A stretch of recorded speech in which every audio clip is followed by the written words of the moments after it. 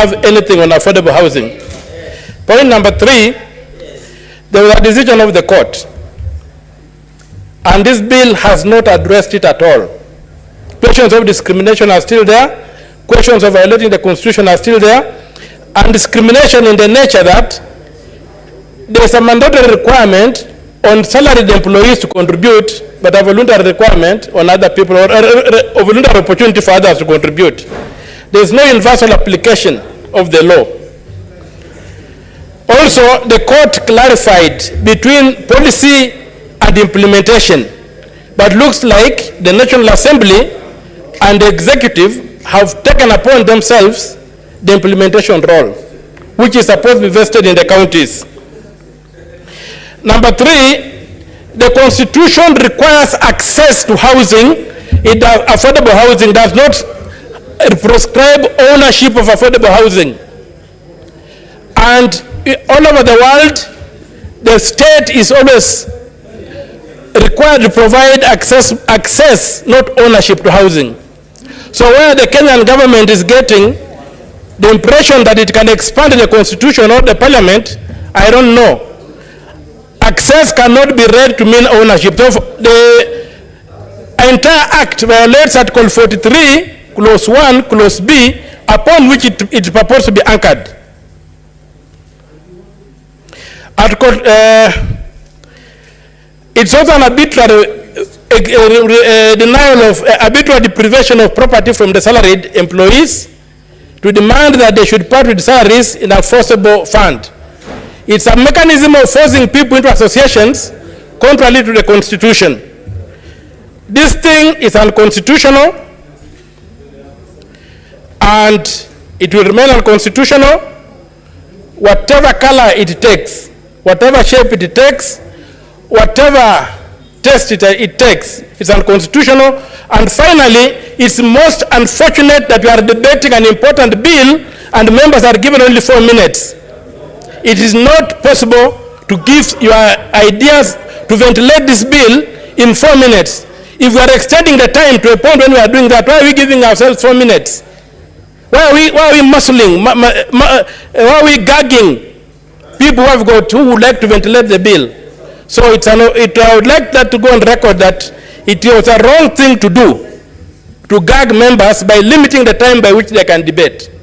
And I also support Senator for Isiolo, for Garissa, who said that the bill violates the principles of Islamic religion, which are specifically exempted under the Constitution when making bills. Thank you very much. Senator Gloria Uroba. Thank you. Thank you, Mr. Speaker. I want to proudly support the affordable housing, Mr. Speaker. And not just because it creates jobs for the youth.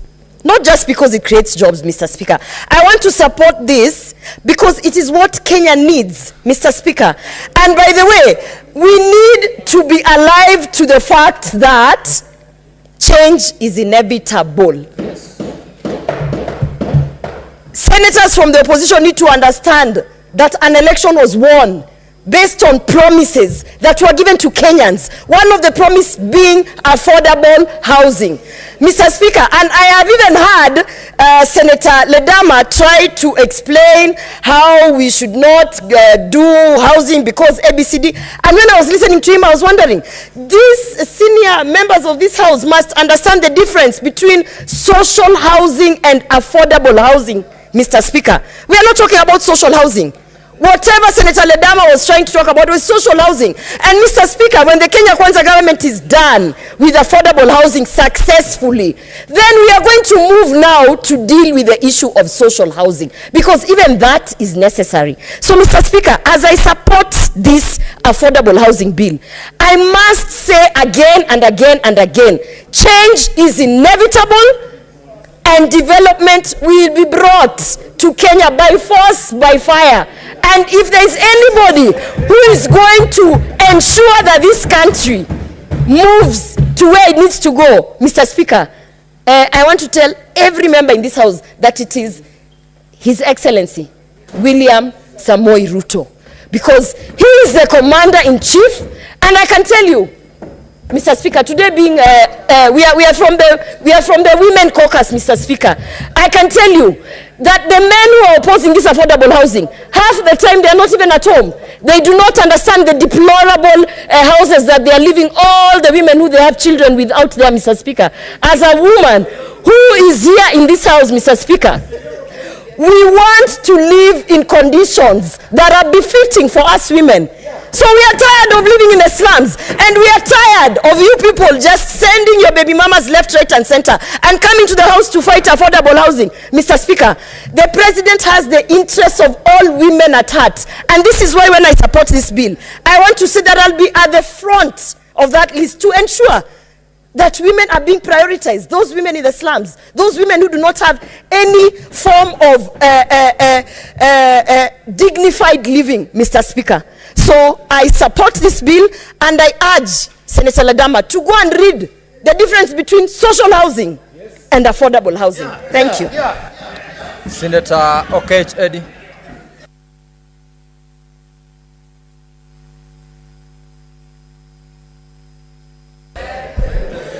Mr. Speaker, I thank you for this time, and I think that I want to take this time to speak to the people who sent me to this house, and the great people of Migori.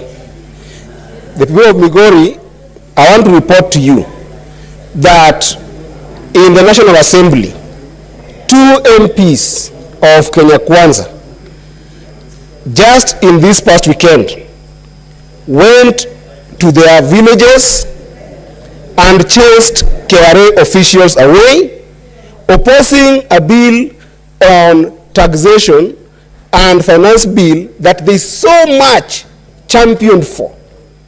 And I'm telling the people of Migori that I'm in a Senate today that I can see the same trend of people standing to support what is wrong. And I can assure the people of Migori that I want to stand with you, telling you that the way the structure of this bill is, I cannot support it.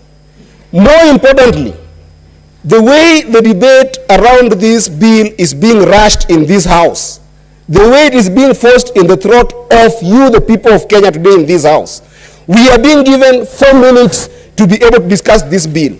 We have been forced to extend the house without participating in the conversation about that particular motion, the people of Migori.